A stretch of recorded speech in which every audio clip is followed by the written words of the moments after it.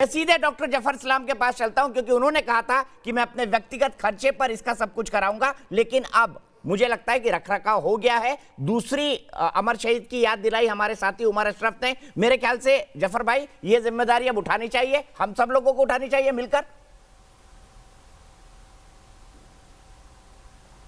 देखिए दीपक भाई, पहले तो बधाई आपको भी और अशफाक जो है उनको भी बधाई हो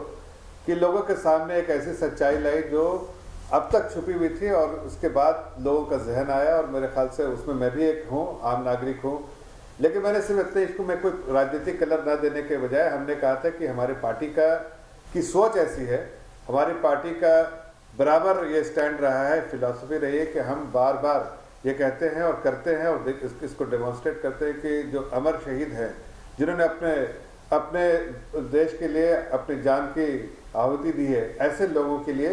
हम बराबर कमिटेड है और उनके रिस्पेक्ट में, मान सम्मान में जो भी करना चाहिए वो हम करते हैं। ऐसे में अगर कोई बात आई, अशफाक साहब को बहुत बधाई कि उन्होंने ऐसे इस स्टोरी को सबके सामने लाई। तो एक मूविंग स्टोरी थी, मेरे दिल में भी वो बात रही, जब आप एक ऐसे माहौल में रहते हैं जहाँ पर देशभक्ति हर के चेहरे पे होती है और सभी, और मैंने सिर्फ अपने स्टेटमेंट में यही कहा कि सभी लोगों की जिम्मेदारी सिर्फ भारतीय जनता पार्टी में रहने वालों के लिए नहीं, देश के हर नागरिक की जिम्मेदारी है कि अगर वो कभी देखते हैं कि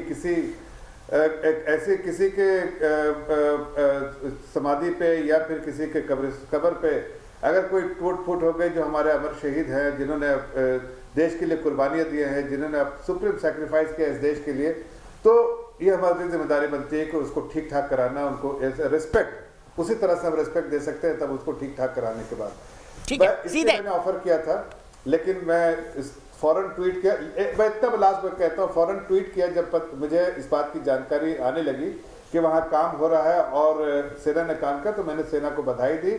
और लेकिन एक बात जरूर कहना चाहता हूँ कि जामिया के जो करंट मैनेजमेंट है वो उसमें थोड़ी सी सुधार आने की ज़रूरत है। उनके जो सीनियर जो है, ख़ास के जो वाइस चांसलर हैं, उनमें जो एटीट्यूड है थोड़ा सा उनमें फ़र्क होना चाहिए कि वो जिस तरह के एटीट्यूड के साथ उस यूनिवर्सिटी चला रही हैं,